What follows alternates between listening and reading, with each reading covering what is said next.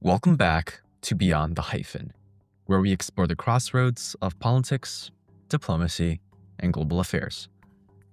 In this episode, we're joined by Maryland State Delegate Joe Vogel, one of the first Gen Z legislators in the Maryland General Assembly and a bold advocate for youth, equity, and the embracing of identity.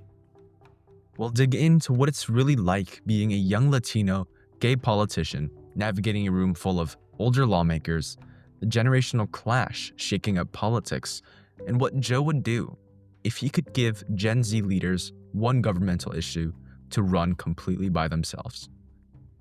Get ready for fresh perspectives, honest insights, and a look at how the next generation is reshaping politics. Delegate Vogel, thank you so much for sitting down with us today. Mark, thanks so much for having me on. Yeah, we're so honored to have you. Let's just dive right into it.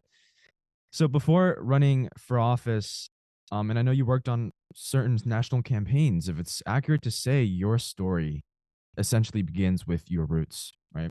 Being the son of immigrants from Uruguay and moving to the US at a very young age. Did that part of your identity kind of motivate you to get into politics in any way?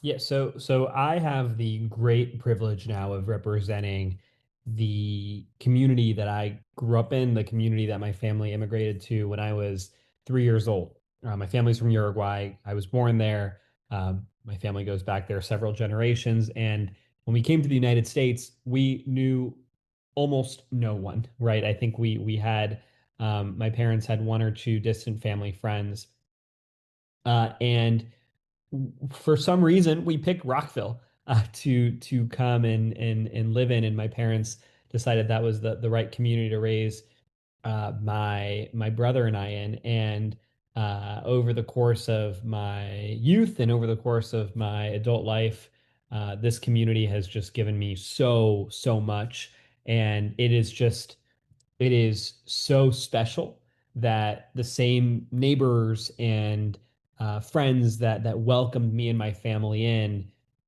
now 25 years ago, I have the great privilege of representing in the same house that I grew up in as a kid.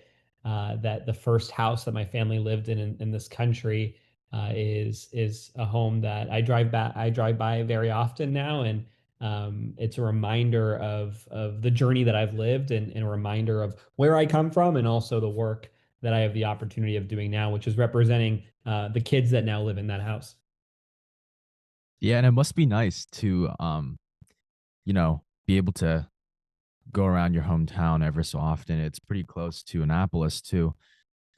And I imagine there had to be certain moments along the way that sort of helped define what you wanted your role to be before you ran for elected office. You got involved in what seems like a pretty deep manner, pretty young, interning for, Speaker Pelosi, Chuck Schumer.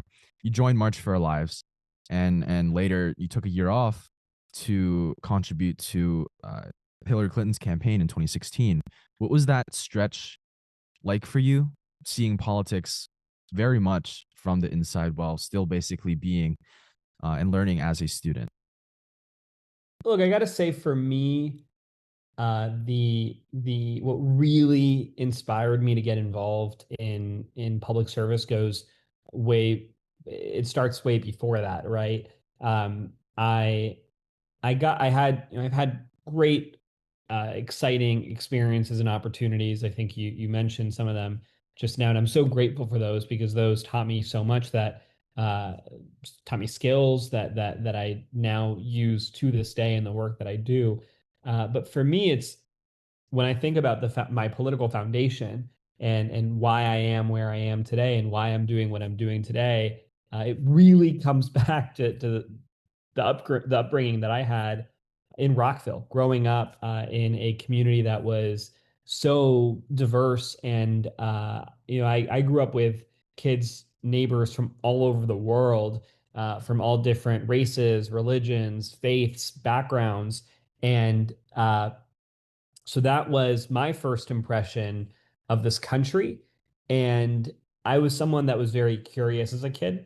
I would watch the local news, um, probably more than a middle schooler should. But to me, it taught me about the community that I lived in and also the issues that existed in this community. And that curiosity eventually led me to caring really deeply about certain issues, right? So for me, two of those issues that are still issues that our generation is grappling with are the issues of climate change and the issues of gun violence. And I'm sure we'll get to talk about issues in just a bit. But as I learned more about those issues and grew more concerned, that's when I said, "Hey, I have to do something." Right. And that led me to actually get involved in a state Senate campaign for my still now state senator and knocking on doors and making phone calls. And yeah, eventually I got to work for intern for folks like Speaker Pelosi and Senator Schumer and got a job working on the Hillary campaign. Eventually worked for Senator Cory Booker for a couple of years, and that started my whole trajectory. But it really starts uh, beyond anything else with this curiosity and this interest in civics at the most local level. Hmm. Yeah, it all started from, again, I think it's so cool that you watched the news a lot when you were a middle schooler. I think most middle schoolers don't pay attention to that stuff. We didn't have TikTok back in the day, okay? That's another factor too. Looking back at growing up, having that unique story, having that curiosity that motivated you to keep getting involved into civics and politics, what was it like being around that kind of political relevance and pertinence so early in your career? Was there anyone who you took the most away from? Was there any few years that you enjoyed the most in terms of how much you think it contributed to your career as of now? So I think in whole, right, there were so all of these experiences that I had along the way helped me get to where I am today, right? And the involvement that I had in community organizations growing up, the community service that I did, that grew my passion for serving this community in particular. And I was someone that um, growing up, I was interested in politics. I never imagined being a politician, right? That was not something um, that I necessarily dreamed of, right?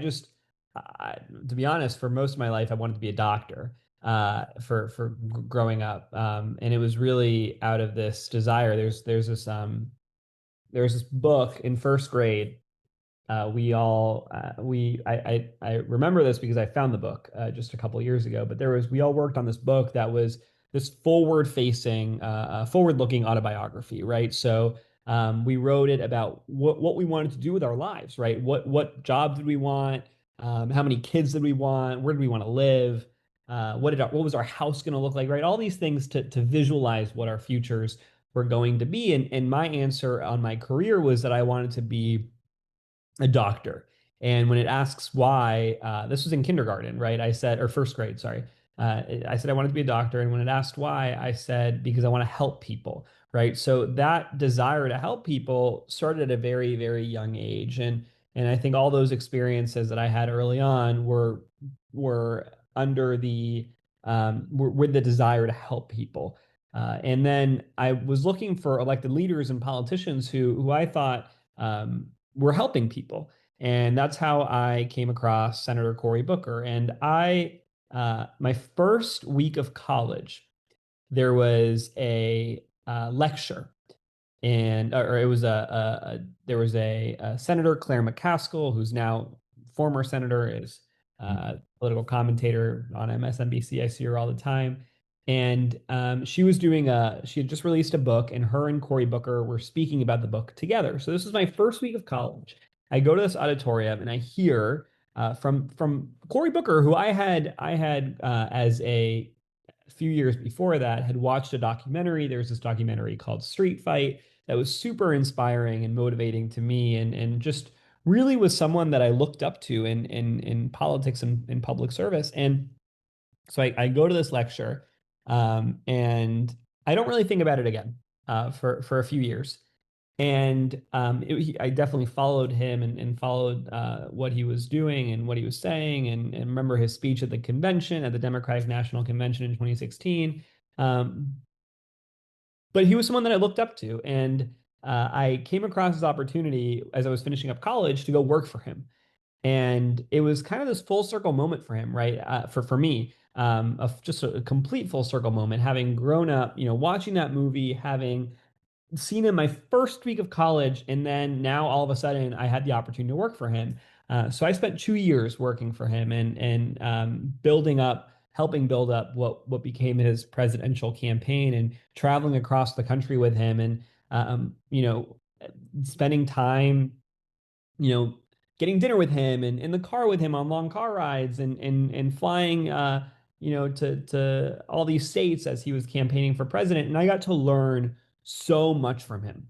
And the reason that was so special for me was because this was someone that I got to see kind of from a distance, right, in a number of different occasions, whether it was watching his movie um or seeing him at that book event my first week of college. And all of a sudden now here I was with the opportunity to just ask him questions, right? And have these conversations and learn from him. And so it was for me professionally and personally, two of the most transformational years that I've had. And I think so much of what I believe now, not necessarily on policy issues, but on what it means to be in public service, what it means to serve other people, what it means to bring people together, what it means to try to be a unifier and try to tamp down on the division and extremism that exists in our politics today, and Yeah. instead bring people together. I learned all of that from him. And for me, those 2 years were just incredibly transformational. You said it was unexpected. You didn't really expect to have the opportunity, to work with Senator Booker starting from a distance, learning about his work, meeting him in the first week of college. It almost seems like it was meant to be. And, now you're stepping onto that stage yourself as one of the first Gen Z politicians. And I say that with pride, ever elected into the Maryland General Assembly. You ran a very unified and successful campaign for Congress in terms of showing the younger generation that we can really insert ourselves into the world of elected office with the right mindset, with the right motives, through your own experiences and all the people you've come across through your campaigns, or really just observing. I'm curious what you think makes Gen Z's approach to politics unique and different. So we talked a bit about, my experience, my journey growing up. And I have to say that as most young people that experience politically, really, I would describe it as one of great frustration, because we knew that we knew that there were problems, really serious problems that were impacting our everyday lives, that were endangering us, not just right now, but endangering our future. I think the two most, and I mentioned these as issues that I personally cared deeply about growing up: gun violence and climate change. As a young person going to school, and I still visit a lot of schools today and meet with a lot of young people who still share this fear. But as a young person growing up, right, I grew up after Columbine. I was going to school at the time of Sandy Hook. So these shootings, these mass shootings, these school shootings were a reality for our generation that instilled a sense of fear across the generation. And I remember growing up, and you're sitting in your classroom, and you're in the back of your mind, that thought is there, that uncertainty and that fear is there. And I had a teacher of mine, a chemistry teacher, and she at the beginning of one class, she quiets us all down and says, um, I I want to discuss today everyone's assignments around the class in case there is ever a school shooting. I've identified, based on the location of the door and the windows, where each of you should hide around the classroom to best protect themselves. And that stays with you as a young person, right? You say, we are in class right now. We are in our school and we have a teacher who is spending class time right now having to tell us where our hiding spots are in case a gunman comes into the school.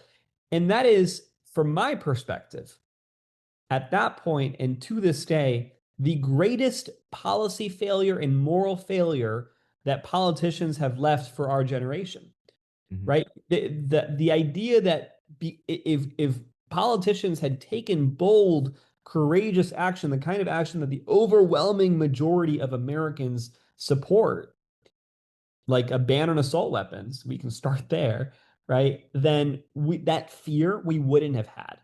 And when you think about the future and the threats that we face as a result of climate change and the inaction that for so long has created a worse and worse problem to the point where now our generation, who knows what we're going to inherit in terms of the planet.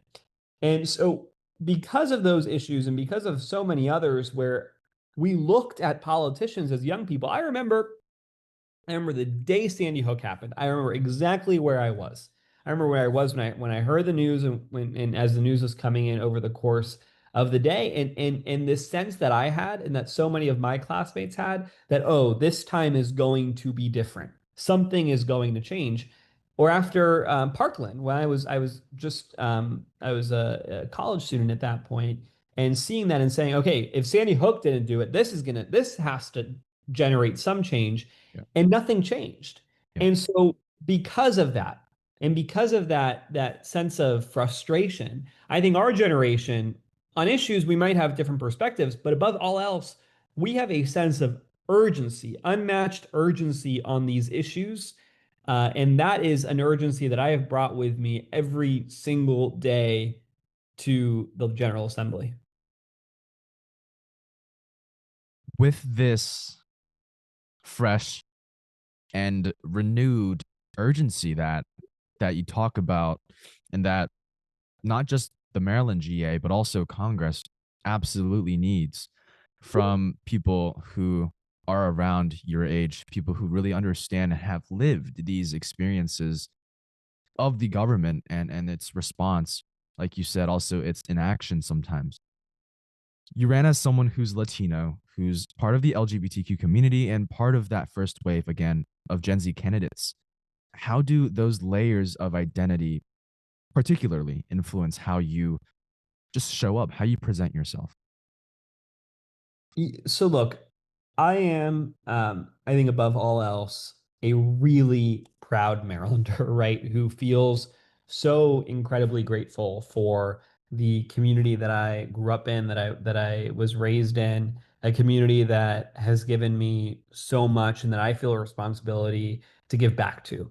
And that is above all else my primary intention in the legislature and the work that I do and how I show up every day is to give back and serve a community that has given me so much and make sure that every single person in this state, no matter who you are, where you come from, or what you look like, what language you speak, what religion you practice, I don't care. Everyone should have the same protections and opportunities that I was blessed with growing up. So the what I'll say on specifically those identities that you mentioned, um, I think above all else, they give me a unique sensitivity. And it is a sensitivity to advocate for those who are most vulnerable, for those who are bullied and picked on, for those who are so often pushed aside and left behind. And it gives me this desire, right, to um, I think bring people together, right? And at a time when so many of those identities that I embody, right, have been either marginalized or people have treated people in those communities with great hostility. I see my role as being able to stand up and protect those communities, right? Being able to be a voice in defense of those communities, but also, you know, being someone who recognizes what it's like to be different and say, you know what, I don't want anyone in the state to feel like they are too different to belong, that to feel like they do not have a place here. So that is a mission that I take incredibly seriously, and it goes far beyond the two communities that I'm a part of.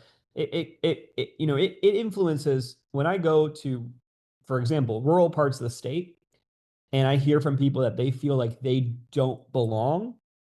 That is, I go into overdrive, and I make it my mission to make people feel like they belong. When I go to immigrant communities and they feel like they don't belong in our political system, I go into overdrive to make sure that they feel like they belong and have a place here. When I talk to young people who say, I don't see myself reflected in my government, I go into overdrive and I say, no, you are part of our government. You are part of this democracy, and I will make sure that you know that and feel that. So for me, right, it's complicated to give us a simple answer as to what those identities mean. But above all else, like I said, I think it's the sensitivity, this desire to make sure that no one feels alone, that no one is bullied, that no one is targeted because of who they are.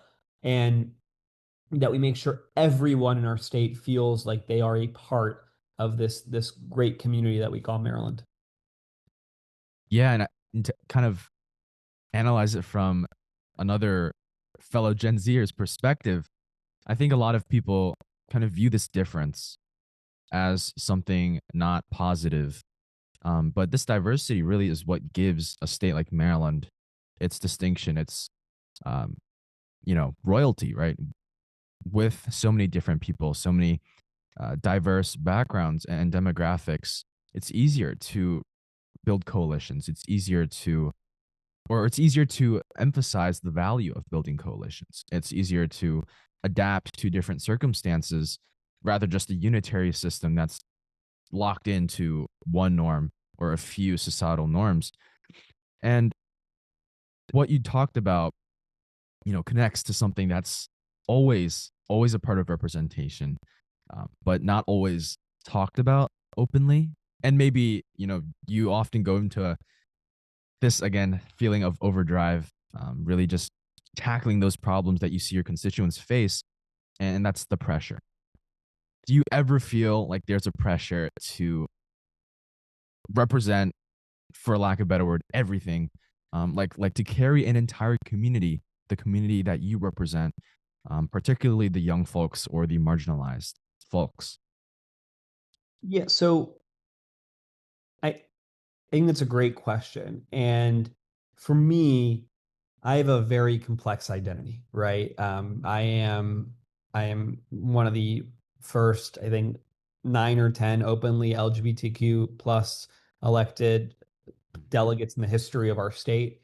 I think I'm one of 6 or 7 Latino members of the legislature, one of few immigrants, and like you said, one of the two first Gen Z members of the legislature, one of the youngest legislators elected in our state's history, and so and I'm sure that there's a number of other labels and identities. I'm very involved and I'm Jewish and very involved in the Jewish community amongst other communities and identities I'm a part of. So there are so many. Um, I joke we have in the legislature we have caucuses, right? And I'm a member of um, I think 3 or 4, right? The LGBTQ caucus, the Latino caucus, the Jewish caucus. Um, and and I might have missed one. But all that to say, right, I I have um I have these relationships and connections. I have like my tentacles, right, like in all these different places. And the reason that I think that is so important is because it gives me the ability to unify. And that's something that I take extremely seriously, right? Because we are so often divided, and people want us to be divided amongst those different communities, right? Forced to be divided, and I think our power comes in the ability to come together and unify, and also, um, I think as a state, as a country, the more divided that we get, the weaker that we are, and we have an urgent obligation to become more unified, to be brought closer together. And I see myself in this position to be able to do that because have the trust and have the relationships with these communities, but also, when we talk about partisan issues and the partisan lines that at this point divide us so extremely, I have fantastic relationships with my Republican colleagues. And some of my closest friends in the legislatures are members of the other party. And that's also an area where I see an important responsibility to bring people together. So with all those identities, again, comes this deep desire to say, hey, I want to be this unifier. I want to be someone that brings people together. And I also want to be in back to your question, right? I I feel a very important responsibility to be a champion for many of these communities. And I feel that responsibility not just because I'm a part of those communities, but because these are communities that historically have been underrepresented or unrepresented entirely, right?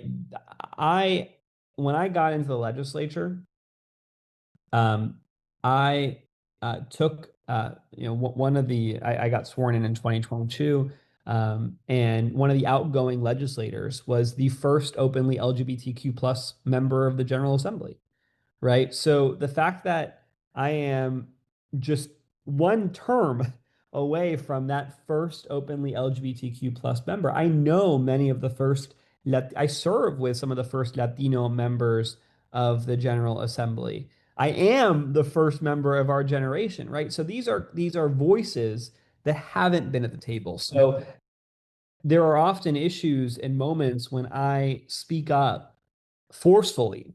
And it's not for myself and it's not for my own views, but it's for the cause of a generation or the cause of a community that for so long has gone neglected or ignored. Is there a policy or a piece of legislation, and let's dive into the nitty gritty here for this one, that you are exceptionally or particularly proud of, or put most of your attention toward? And this can be more than one bill, but this past session in the Maryland General Assembly. Yeah, so there's an issue I've been working on for some time now, and it's I'm pretty active on issues related to workers and issues related to organized labor, and we've been working on a bill for a couple of years now to ban captive audience meetings. These are meetings that are held against the will of a worker, and they're forced to listen to whether it be a political message, a religious message, or a message to crack down on their ability to form a union. And we got really close to passing that legislation. I've sponsored bills to promote civic education in our schools. I've sponsored bills to lower the voting age for high schoolers to allow them at 16 and 17 years old to vote in their board of education elections. I've done work on addressing the fentanyl overdose epidemic. All of those bills I think are super important to me personally, and issues that I care just very deeply about. And what I find most important about many of those bills is that they start from a conversation that I had with a constituent or with a volunteer or with someone that came to me and said, hey, I have this idea. And I'll point to one in particular that we've been working on for several years that was inspired by a conversation that I had with a young person that was involved in one of my campaigns and came to me and said, we have a crisis in the state and in this country with eating disorders. And there are these unregulated weight loss supplements that you can just walk into a CVS and buy right off they're in the aisles. You can buy it without off the counter without having to show any sort of ID whatsoever. And they're medications that are untested, unregulated, and promise to do things like, cut 5 pounds of body weight overnight. And they're dangerous, and there have been serious physical health consequences, and there are some mental health consequences to these medications as well. And so I've been working on a few years to try to restrict access for minors, to keep minors safe from these unregulated weight loss supplements. And we've gone against very powerful industries, the industry that sells these, and that and the CVSs and the Walgreens of the world that just don't want these things regulated. And I feel very, very strongly about this issue, and we've been working on it for some time. And it's tough. It's a tough issue to be able to advance and to be able to deliver on. But what I find most exciting about the work that we've done, is that it's largely been led by young people, high schoolers, college students who feel so strongly about this issue, who are willing to come testify and who do the research and write testimony and help us write the bills. Young people have really powered that legislation, which I think is a really big deal. You were involved with March for Our Lives, and that kind of reminded me. You talked about high schoolers coming together, college students coming together, just the young folks out there coming together to form these coalitions and movements. What was it like, right, being part of that experience? What was, what stood out to you about being able to participate in a movement like March for Our Lives? Look, I think movements like that were an inspiration to me in the campaigns that I've run, in that they have largely been propelled by this energy of young activism. And I would not have been elected to the legislature had it not been for young people. Um, we built a multi-generational campaign, both my run for the legislature and my run for Congress, people of all ages that came together and said, hey, it's time for this new generation of leadership. But it was largely those young people who were willing to take time after a long school day to show up in our office and grab a packet of literature and go knock on doors and talk to voters. It was young people who were willing to sit there and send thousands of texts and make thousands of phone calls, who were willing to walk in those parades. And in my run for Congress, right, I would walk into our office at the end of a long day and see young people who were there until late at night every day, who would spend, there was one day where I was on the campaign trail and I got a text from one of our field staffers, and it was a selfie of a bunch of young volunteers who were out knocking on doors in the snow. That's how committed and passionate they were. And I think the same energy and activism that we saw in movements like March for Our Lives, we are now seeing in politics. We're seeing in campaigns. We're seeing in public office, right? And so to me, I feel very excited to have to see that activism continue. I feel honored to have been part of an event like March for Our Lives, and to be contributing to that advocacy and that activism. But I think it's a really big deal and something we should be really proud of, that same energy is now continuing and contributing to electing more young leaders. Our generation, Gen Z, sort of came of age during some really turbulent political times, school shootings, the Trump presidencies, racial reckonings, the pandemic, so much more. And it's shaped a lot how young people view these government institutions and just government as a whole. What do you make of this very common skepticism and negative presumption that young people feel against the government? So it's not just young people. And I find that we have one of the most critical obligations that we have right now as politicians is to restore that trust in government and that faith in our politics.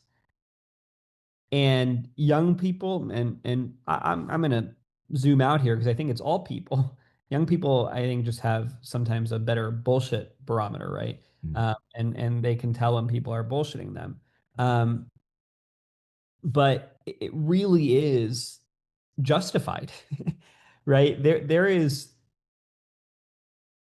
It is hard as a politician I've only been at this for 2.5 years. So, and I'm working very hard to address many of the problems that cause people to distrust in our politics. But it's hard to come to people and say, you know what? You should have faith in our government and faith in our politics. Because why? Right? They've seen how broken and how much abuse there has been of that power. I think there are a number of examples. Right now, we're seeing, I think this really important conversation on how long people should stay in office, and whether I have tremendous respect for many of these members of Congress who've served and served this country in so many ways. But there are people that have been there for 30 to 40 years. 30 to 40 years. There are people that have been in Congress for far longer than I've been alive. Mhm. And there are people who I serve with now in the legislature who have been in office for longer than I've been alive. Yeah. And that begs a question of whether that is appropriate and acceptable. What we've seen with the influence of corporations and corporate money in our politics today, and the power that big money has in our politics, power that, I'm a firm believer that still in our politics, the most powerful force is people. But so often money is right there with them, right? And money can wash down the power of people. And we've seen how corrosive that influence of money is. And we're seeing things, and I find this to just be disgusting, frankly, the insider trading that we're seeing amongst members of Congress and other forms of what amounts to, I call it legalized corruption. Uh, and to me, right, that is a grave danger, and it's bipartisan, right? Yeah. It is Republicans and Democrats who are responsible for the problem, and I find it to be a grave danger because my family grew up in, like I was saying, I was born in, and my family for generations lived in Uruguay, and Uruguay is a country that lost its democracy.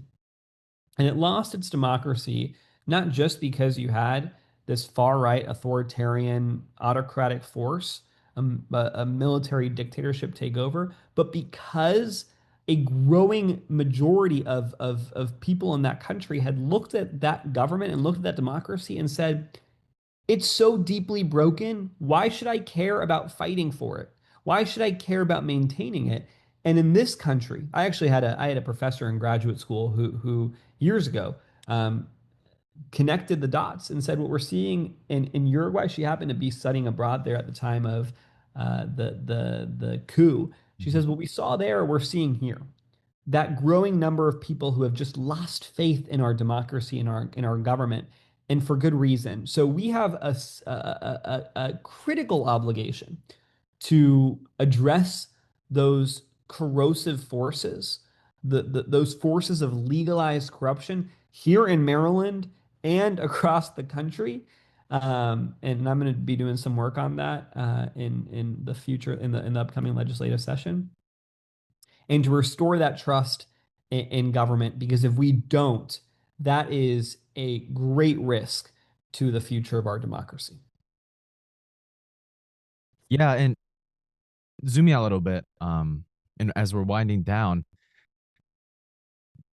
there's been so many different people with so many different opinions, so many different viewpoints on democracy, how much trust we should put into the government.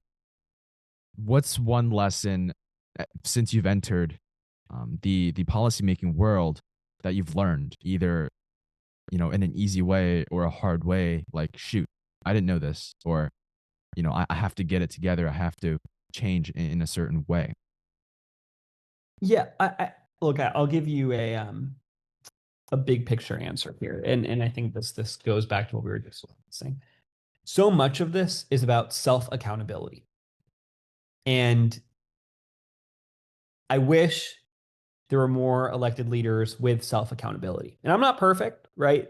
And I actively work to get better, but I have a standard and I have a mission. And that mission has been from the very beginning to make people trust in our government and trust in our democracy, to make people feel seen and respected by their government. So everything I do comes back to that. That is one of my main guiding values. And so there are things that are allowed and acceptable, that are legal. For example, corporations are allowed to give, in Maryland, corporations are allowed to give campaigns direct contributions. And what that looks like, and I think it's really important for folks to know what that looks like. Before the legislative session, without I don't request, I don't call people asking them for, I don't call corporations asking them for money. I don't solicit Yeah. these contributions, but I get to my campaign address, I get checks from big corporations that you can, many of them are if I were to name them, they'd be familiar to you. And they're corporations that then come to us and ask for, they have asks during the legislative session. There's things that they need, things that they want, things that they don't want. And so they just mail you all these checks unsolicited. What I do, I said from the very beginning, I do not accept corporate money to my campaign. I literally take those checks, big money checks, and I throw them in the trash, Wow. right?